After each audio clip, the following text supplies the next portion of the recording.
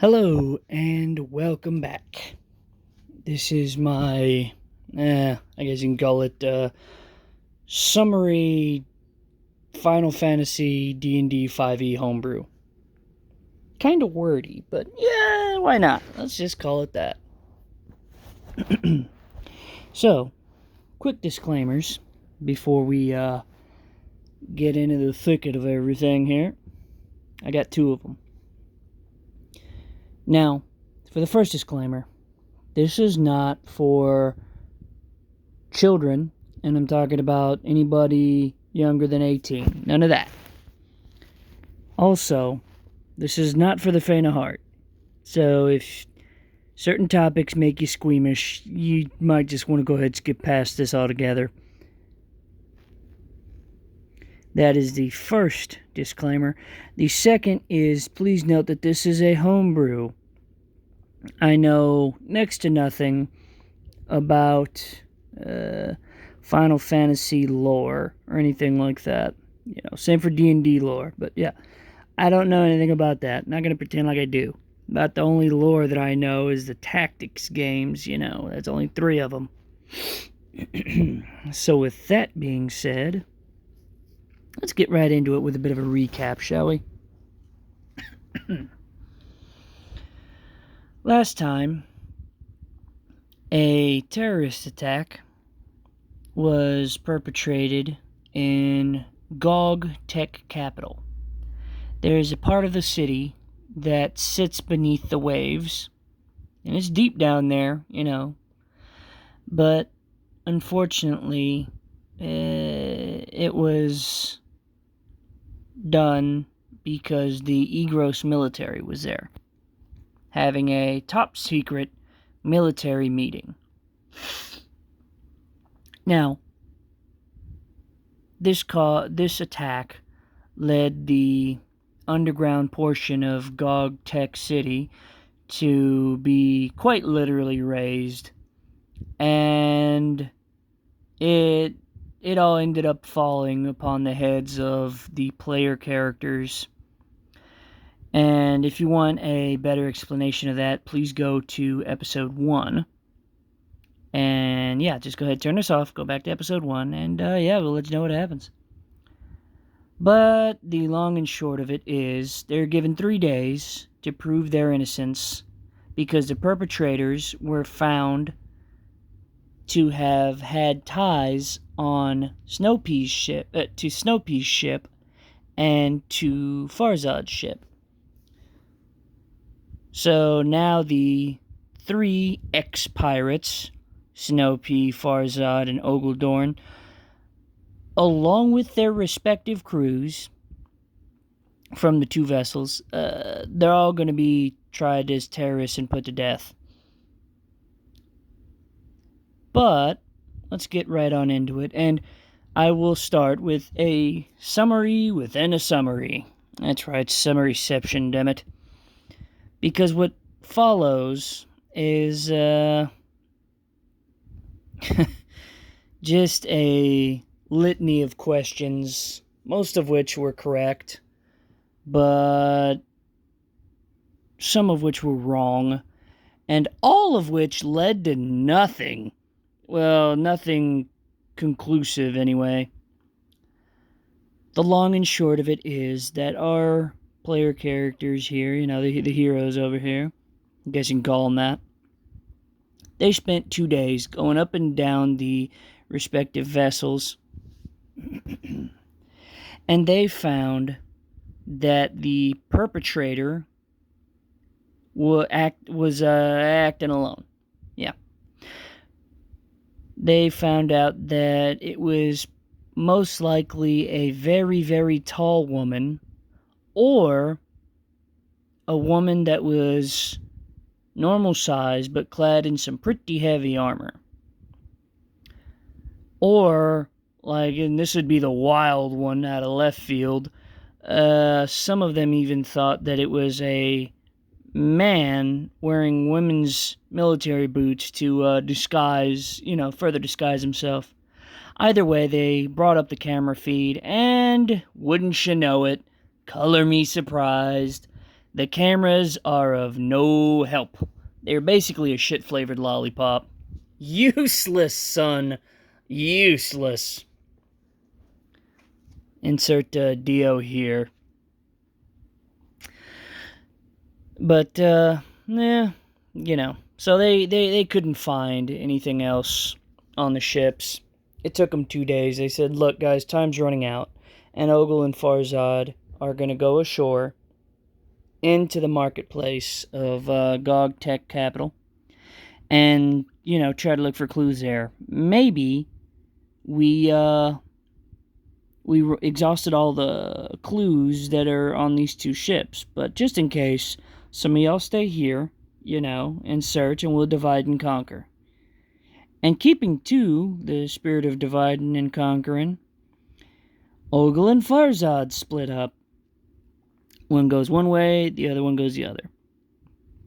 And before long, Ogul finds himself swept away by all the bits and baubles and glowy, flashy lights and cyberpunk ambiance of this city. Please remember, he's from the far northeast. This is the exact opposite side of the world, and they're more feudal Japan over there because the player's a fucking weeb. It's part of the charm. What do you want? But, yeah, so suffice to say, he's not accustomed to such colors and lights and sounds, and before he knows it, he is lost. He is a wet match in a dark cave. Hopeless, my guy. Until he finds one familiar sight. It's not entirely familiar, but he knows a red light district when he sees one.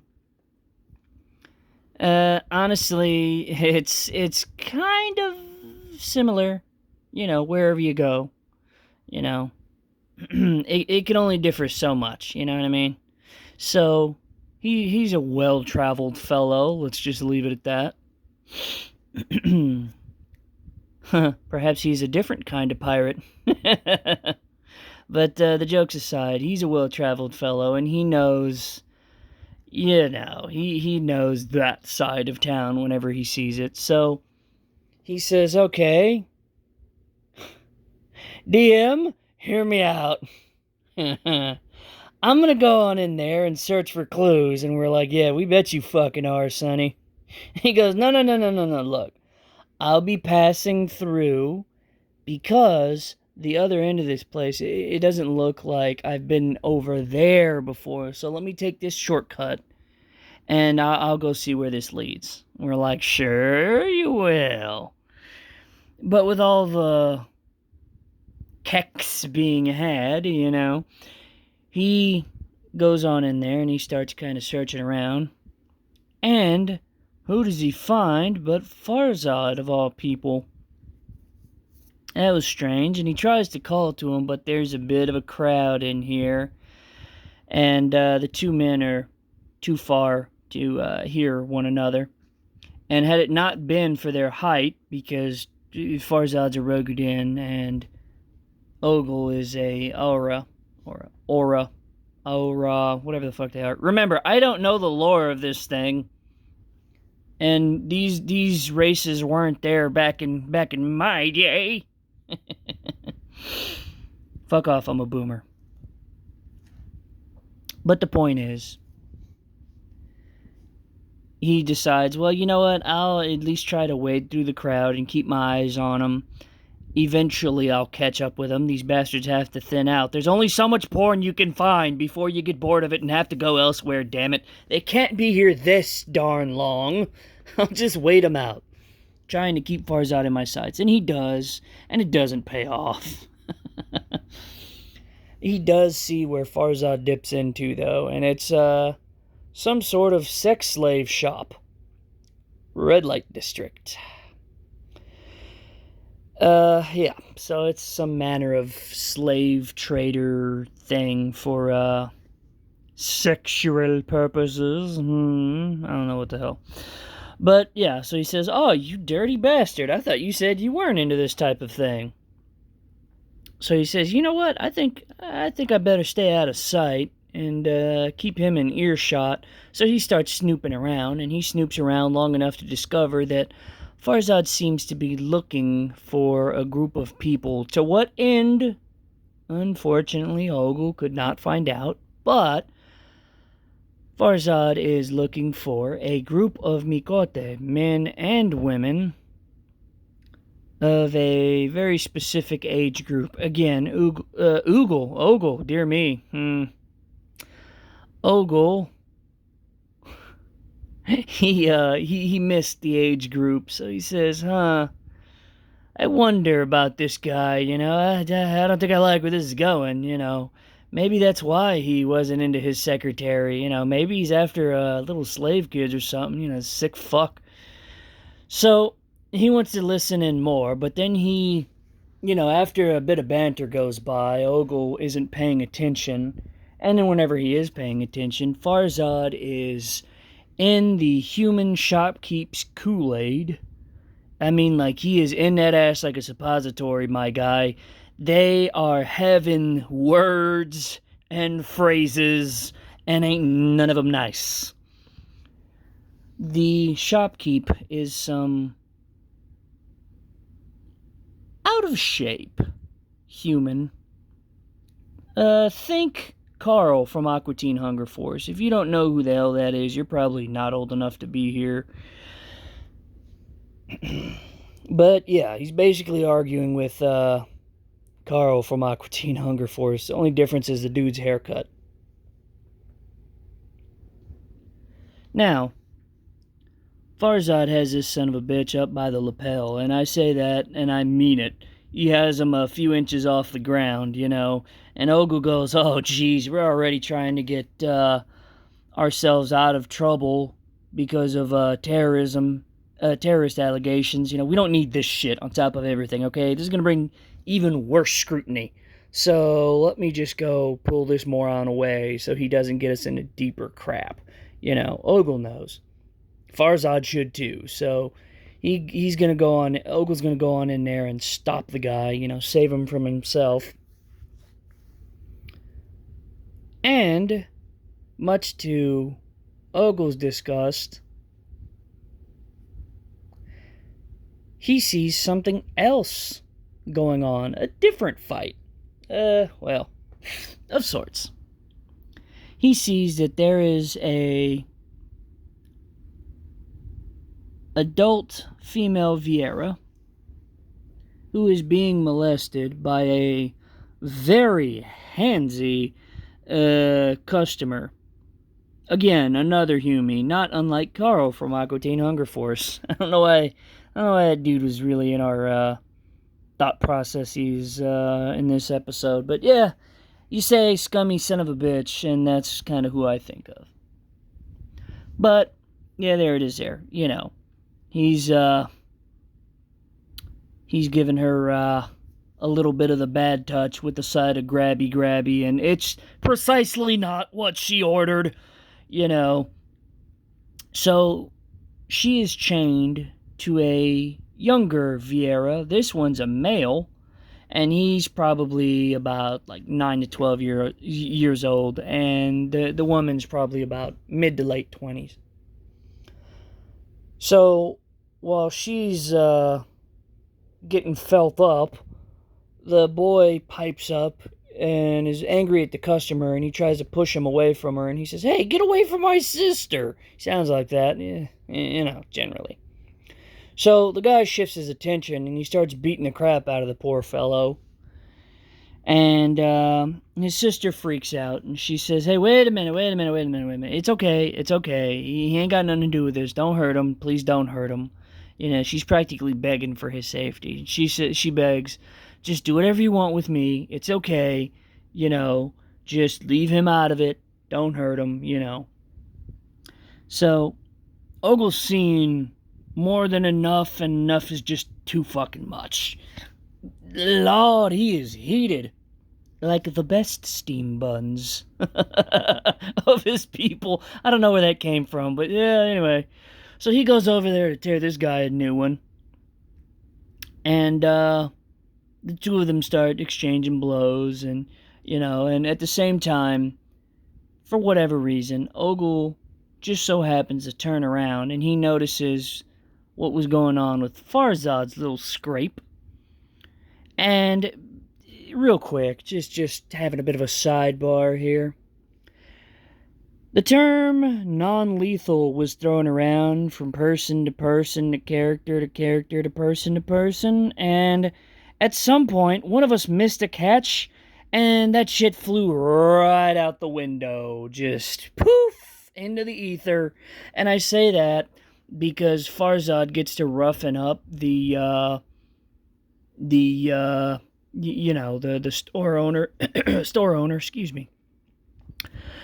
And the man hits his head, and a large puddle of blood starts to form beneath him, so he probably killed him on accident. Ogul sees that, and everybody has a brief moment of, oh shit, and it's a bit of a shock to everyone. This leaves the Vieira lady enough time to embrace her inner Princess Leia and get a jump, quite literally, on the back of the handsy customer. And she begins to strangle her would-be tormentor on some Jabba the Hutt type shit. So yeah, she strangles him to death with her, with her shackles, or, with her chains, ooh, chaka, and he fucking dies. Now, everybody's ripping their hairs out because this just went hella south. Like, can you hear those banjos in the distance? Type of south. Like, any further south, and we're just gonna have to defect to freaking Arbanes. What the hell are you guys thinking? This is so wrong. This is not what we were supposed to be doing, guys. And Ogul says, no, it's okay. Listen. What we're gonna do, he's trying to coach everybody, get everybody together, and he says, listen, we're gonna take off, the four of us.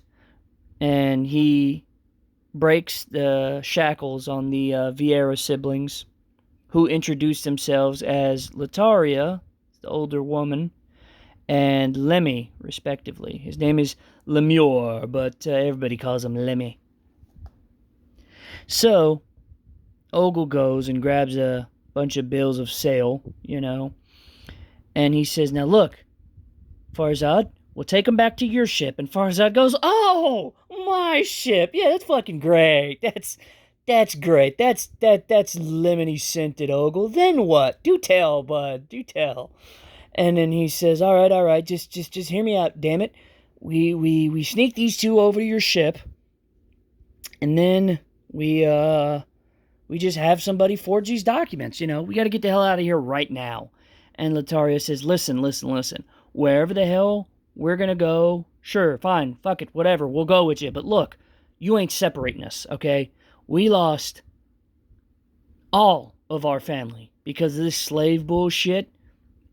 We're not having this anymore, okay? We're the last two family members we have left, So, you are not taking my brother from me. And Ogul says, look, I don't intend to.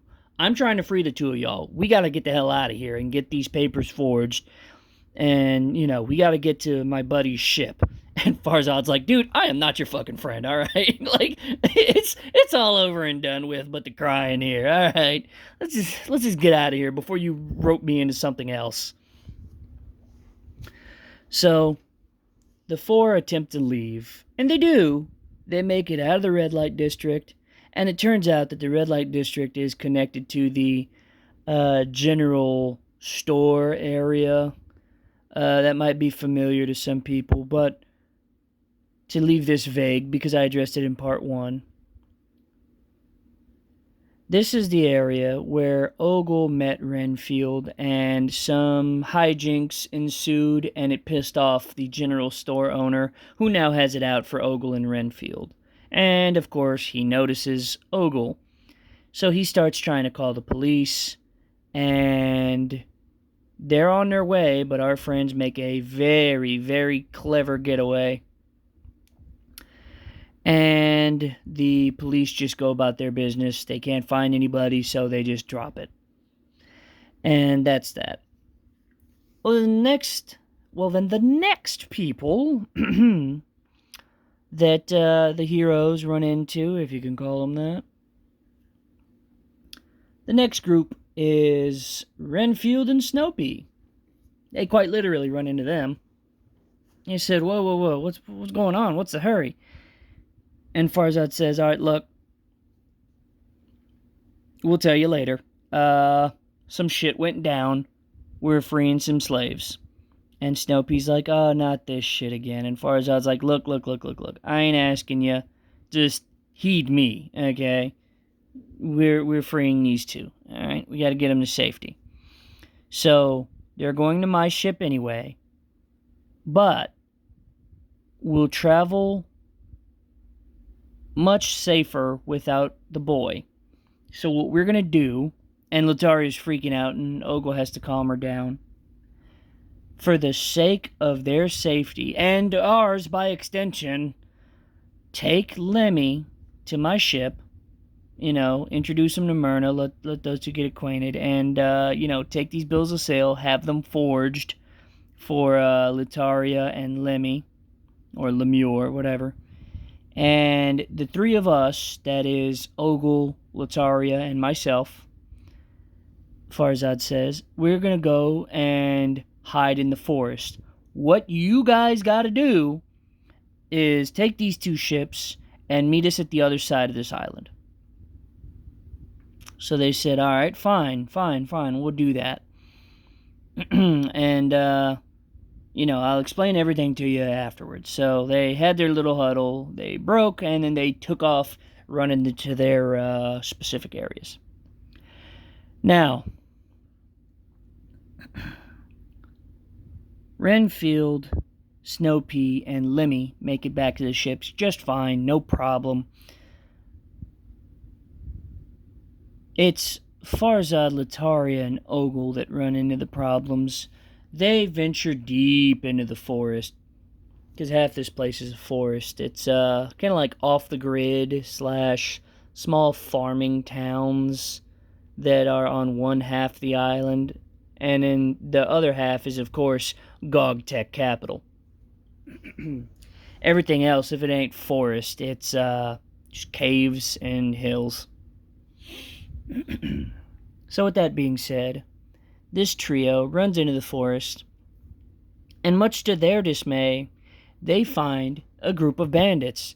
And now it's not just a group of bandits. I mean, this is an entire fort of bandits.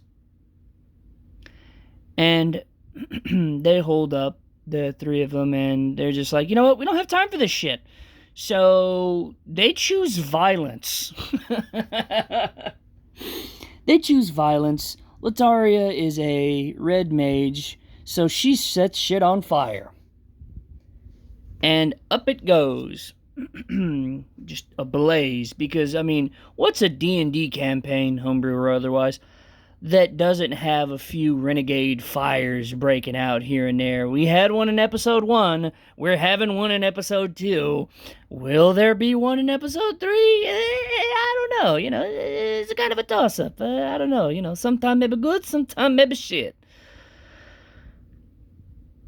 So with all that said, they defeat the majority of the bandits. Some of them are sent running, some of them burn alive, and some of them attempt to put out the fires. This leaves enough time for the heroes to make their escape into some sort of cave a little ways away from here. So they attempt to run deeper into the forested side of the island.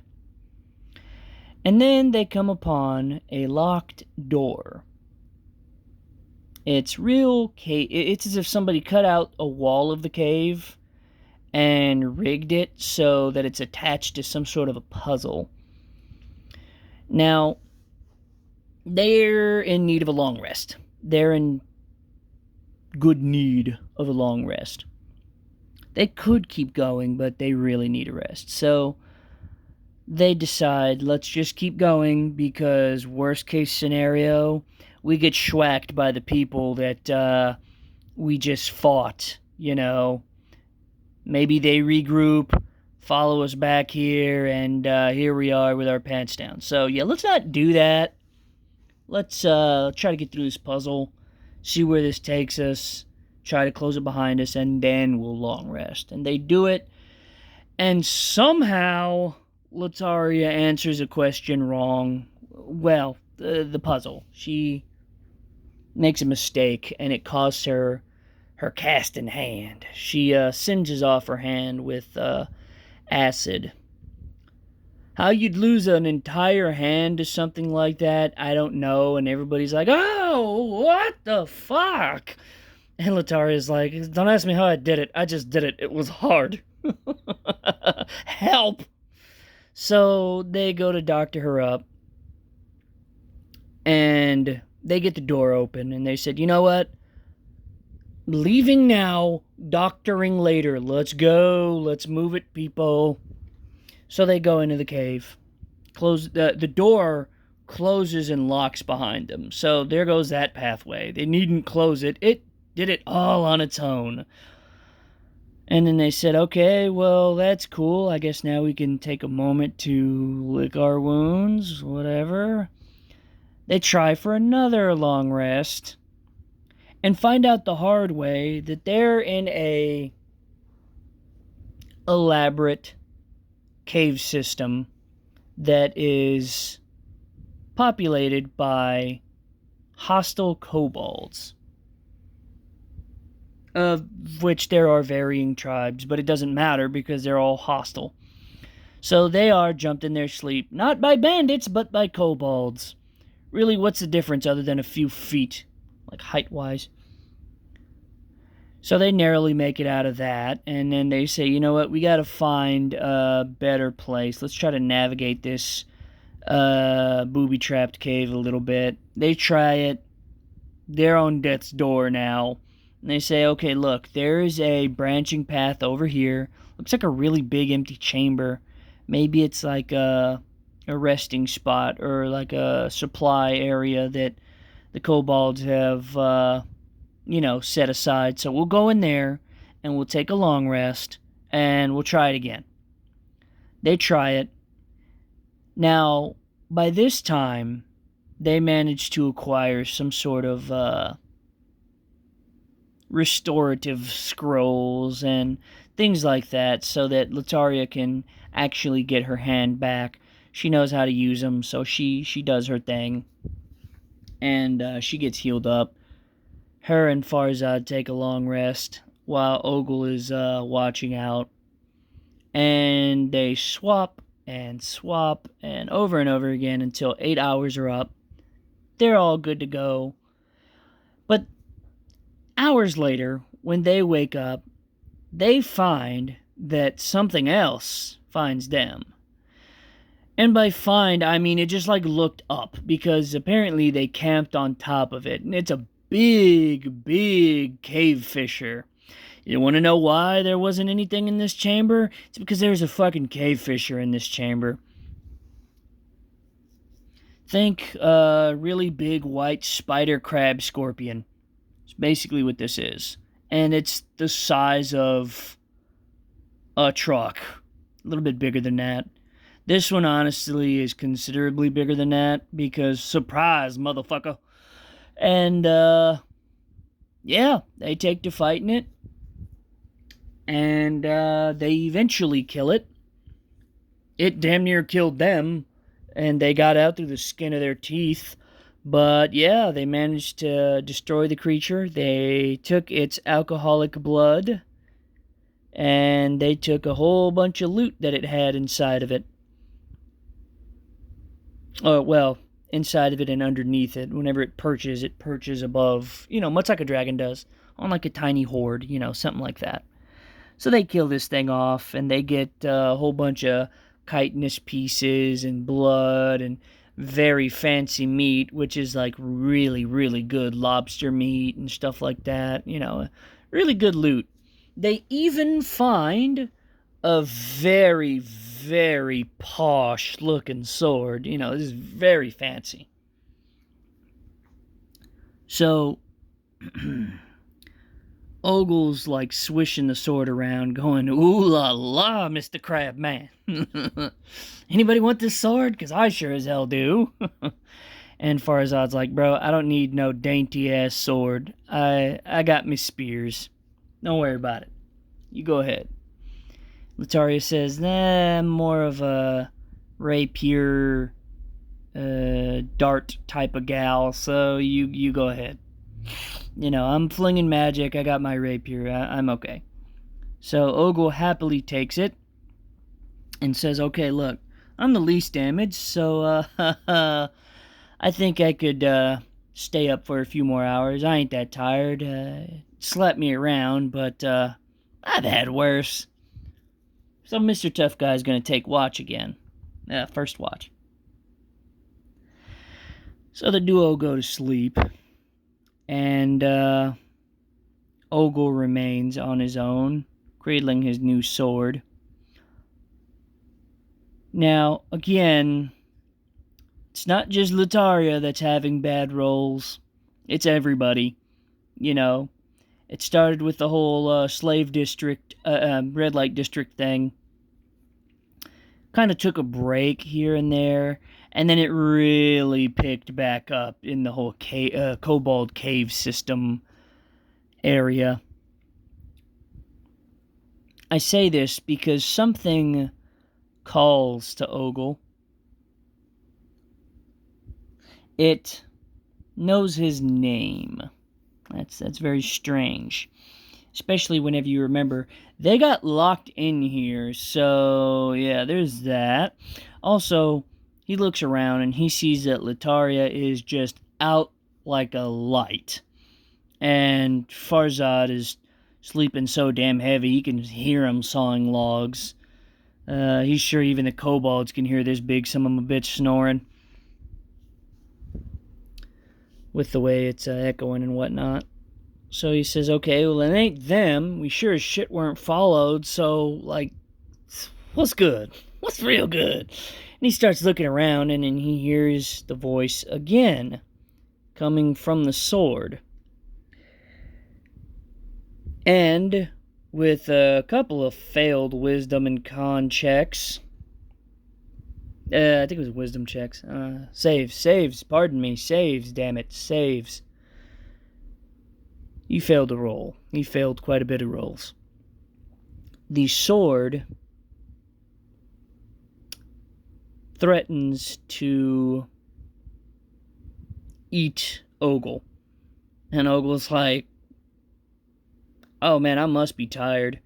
I think I dipped into some of that cave fisher blood instead of a water skin or something, because ain't no way this sword is talking shit to me." Yeah, it is. It is. And it's not just talking mess. It has the ability to back that up. Suddenly, Ogul realizes that he is no longer awake. He is in what he could only describe as a fever dream hallucination nightmare, as he sees a dark void with water that is deeper than any trench in any ocean in the world, and twice as black. And the only thing above him is a pitch black night sky with copious amounts of stars dotted all along the sky. It's like a canopy of stars here and there. They look oddly familiar to him, and they seem to be coming closer and closer still. And they get so close that he realizes, oh my God, those are not stars. They are skulls. Look like look like deer skulls, minus the antlers, of course. And they're all looking at him with their blank eye sockets, the voids of whom are not unlike the void that he is in. And they said in unison, "You're mine, and we belong together.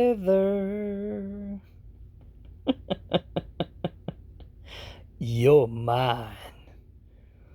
And a loud symphony of roars just break the silence and do loads of psionic damage to Ogul, who is at risk of dying in his sleep. And when he awakes, he is awoken by Litaria, who was supposed to relieve him.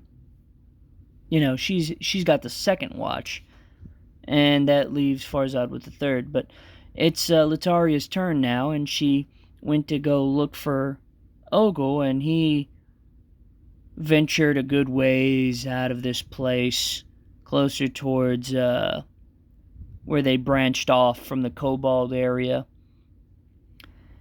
And he was clutching this sword. Now, he has a splitting headache, and he's like in the dirt. He's had quite a bit of a time, and she kind of like helps him back. He can't hardly move. He's in such awful amount of pain. And she casts some pretty high level cure wounds, because of the scrolls and stuff like that. So she's able to help him out a little bit. And she says, "Well, what happened? Why did you come out here? Did you see something? Why didn't you say anything?" And he wants to tell her why, but he doesn't remember. He can't for the life of him explain himself. One moment he was watching the opening of the chamber, and the next moment he's being awoken and lying in the dirt. If you asked him, probably a matter of seconds have passed. He remembers looking away from Farzad and her, thinking, "Oh, okay, well, I'm glad they're resting," to being right here. It's a bit of a mystery, and Litaria says, okay, look. Something happened to you, damn it. Something happened to you. It doesn't matter what right now. We got to get back to our friend, but you go, you have a rest. She says, "Here, I'll go pick up your sword." And Ogul jumps her shit as if she insulted him in, like, the worst way. She might as well have told him, as his wife, "Fuck your brother, you son of a bitch," or, something like that. It's as if she trespassed against him in a very, very offensive way. He jumps up to his feet, shoves her out of the way, and clutches his sword with all the finesse of Gollum from Lord of the Rings. And she's shocked by this sudden behavior.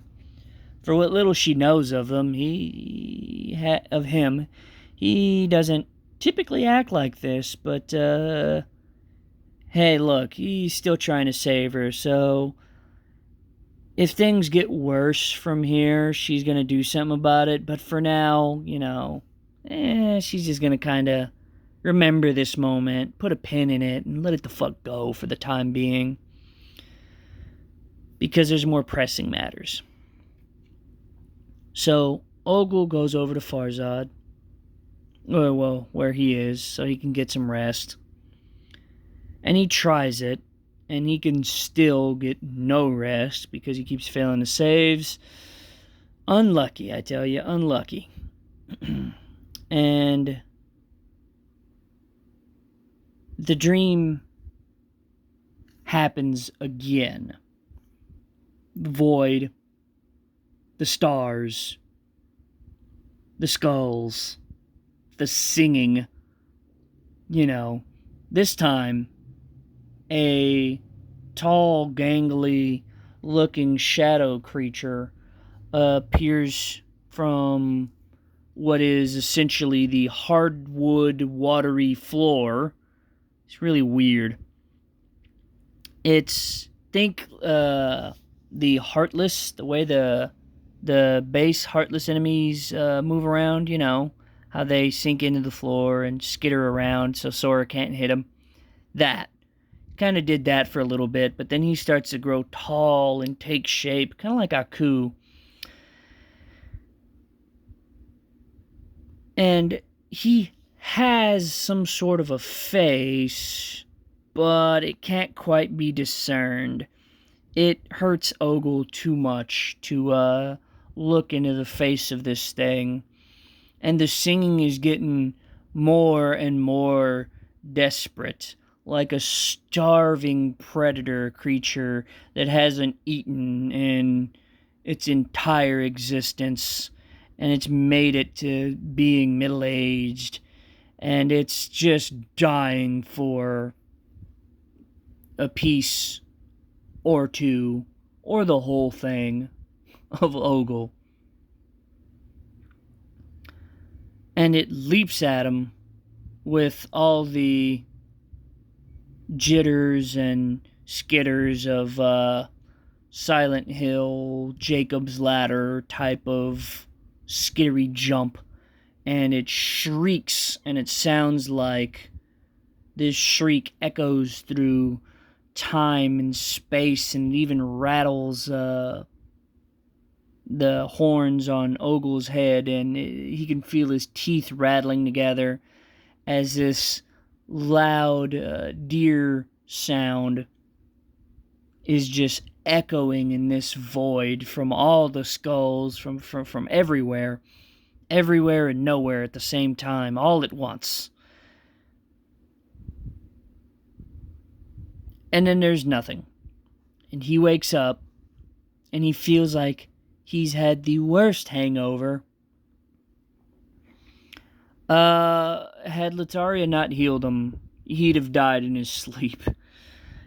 For unknown reasons, he tried to roll for it, but he couldn't figure it out, and though Lataria wanted to offer him some sort of arcane help, she didn't want to piss off her would-be savior, especially whenever her and her brother's freedom kind of hangs in the balance. So she just decides to shut the front door and, leave him to his own devices. Maybe it's, maybe he just doesn't do good in caves or something. She doesn't know, but she doesn't want to poke that bear. What's wrong with our friend Ogul? Will he ever be free of this strange plague that is haunting his nightmares? Will Lataria ever reunite with her brother and be free? Will they all be tried and executed for terrorism, among other things? I don't know. Let's find out next time. I hope to see you back here. And I thank you for joining me this time. Hey man, y'all have a great one. Much love to you. And y'all stay safe out there. Goodbye.